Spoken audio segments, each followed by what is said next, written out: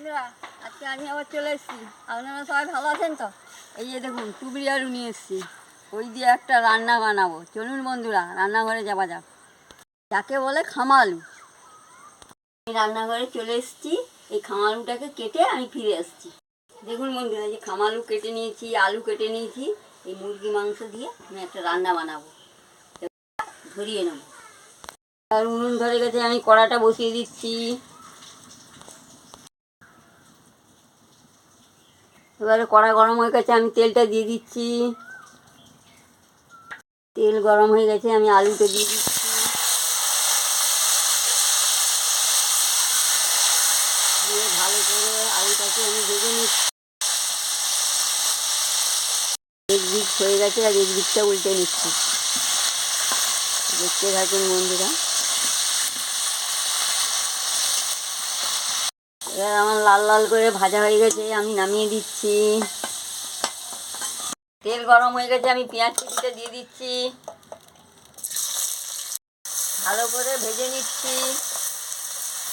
আদা, রসুন, টমেটো, লঙ্কা, হলুদের গুঁড়ো সব একসঙ্গে আমি বেটে নিয়েছি।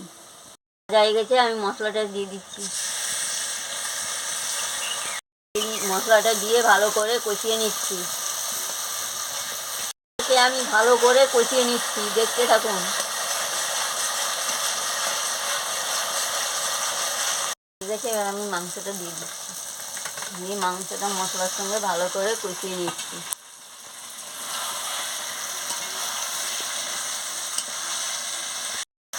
এবার আমি আলুটা মশলার সঙ্গে দিয়ে দিচ্ছি, দিয়ে ভালো করে কষিয়ে নিচ্ছি।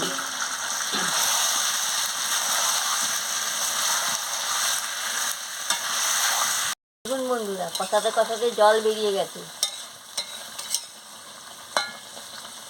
ঢাকাটা দিয়ে দিচ্ছি। ঢাকাটা খুলে আমি ভালো করে কষিয়ে নিচ্ছি। এবার আমি টক দইটা দিয়ে দিচ্ছি, দিয়ে ভালো করে কষিয়ে নিচ্ছি। আমি কীরকম কষাচ্ছি দেখুন। হয়ে গেছে, এবার আমি পরিমাণ মতন জলটা দিয়ে দিচ্ছি। জলটা দিয়ে ভালো করে নাড়িয়ে নিচ্ছি।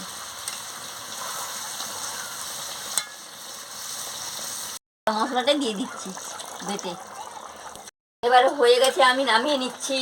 এইভাবে খামালু দিয়ে আলু দিয়ে মুরগি মাংস রান্না করে খাবেন, খুব ভালো লাগবে। ভালো লাগলে আমাকে লাইক করবেন, শেয়ার করবেন, মেসেজে লিখে জানাবেন, সাবস্ক্রাইব করবেন, বেল আইকনটি বাজিয়ে দেবেন, আমার ভিডিওটা শেয়ার করে দেবেন। আমি আবার কালকে ফিরে আসছি। কী সুন্দর রঙটা, এই যে দেখুন, দারুণ গন্ধটা, দারুণ বেরিয়েছে।